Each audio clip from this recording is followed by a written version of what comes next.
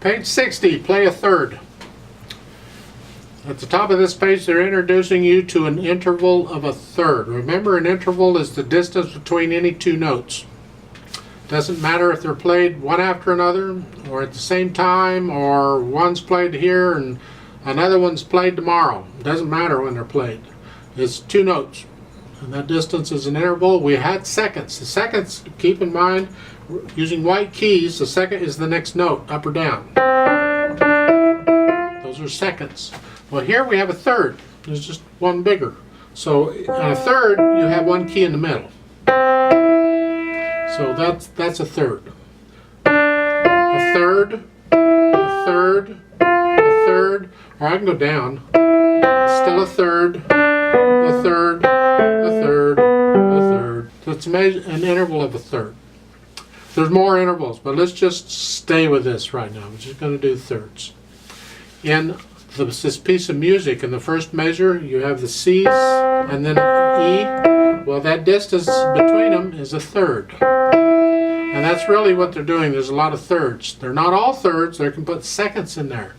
So take a look at page 61. They want you to write in the interval, I guess. Third, up third.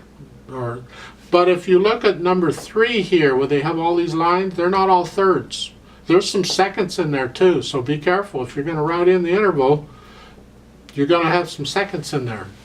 Now, as far as this piece goes, we're still in C position, 4/4 time. Right hand's going to play the first line, the left hand's going to play the second line. You got slurs, so connect them, which is not a problem. The thing I want to point out would be the last measure of the first line. We want a little silence between the slurs, so you're going to lift up and down.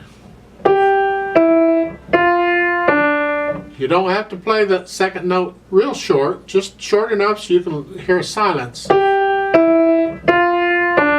And then lift up on the last note before you go to the second line.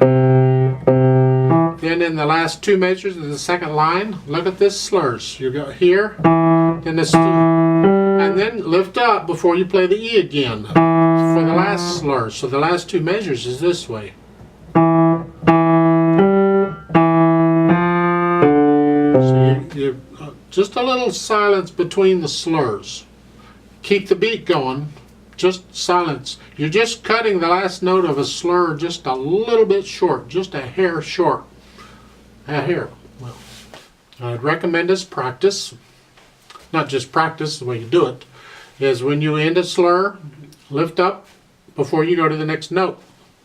So in the first measure, you have that 2-note slur. Before you go on to the next measure, lift up and disconnect the sound. So we get a little silence between the measures.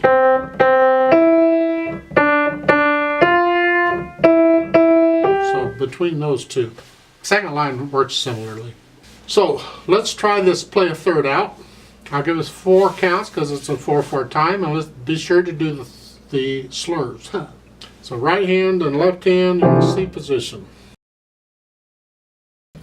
1, 2, ready, go. 3, 4.